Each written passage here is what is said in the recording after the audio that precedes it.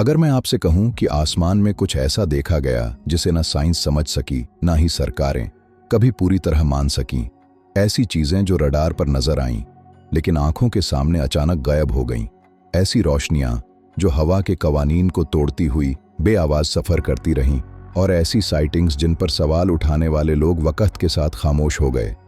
सवाल सिर्फ ये है, अगर ये यूएफओ नहीं थे तो फिर ये था क्या? पिछले कई सालों से दुनिया के मुख्तलिफ हिस्सों में हजारों यूएफओ साइटिंग्स रिपोर्ट की जा चुकी हैं।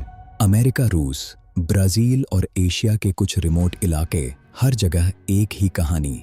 आसमान में एक अननोन ऑब्जेक्ट जो अचानक जाहिर होता है, बहुत तेजी से मूव करता है और फिर बिल्कुल गायब हो जाता है। 1967 में अमेरिका के एक मिलिट्री बेस पर कुछ ऐसा हुआ जो आज तक समझा नहीं जा सका।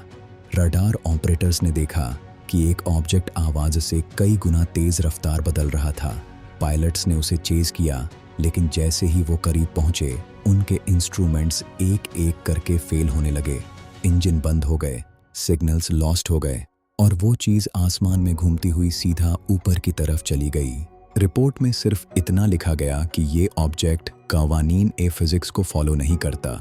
ये सिर्फ एक शख्स का दावा नहीं था। इस साइटिंग को शहरी लोगों ने देखा, पुलिस ने देखा और मीडिया ने भी रिकॉर्ड किया। एक गोल शेप का ऑब्जेक्ट जो रंग बदलता रहा, कभी लाल कभी नीला, कभी बिल्कुल सफेद। ना उसकी कोई आवाज थी, ना उसका कोई साया। जब साइंटिस्ट से पूछा गया तो जवाब सिर्फ इतना था, हम इसे एक्सप्लेन नहीं कर सकते। कुछ लोग कहते हैं ये वेदर बैलून्स थे, कुछ कहते हैं ये सीक्रेट मिलिट्री एक्सपेरिमेंट्स थे। लेकिन सवाल ये है, क्या कोई बैलून 90 डिग्री एंगल पर ऊपर जा सकता है? क्या कोई एयरक्राफ्ट आंखों के सामने अचानक गायब हो सकता है? और अगर ये सब एक्सपेरिमेंट्स थे तो फिर दुनिया के मुख्तलिफ हिस्सों में एक जैसी चीज क्यों देखी गई?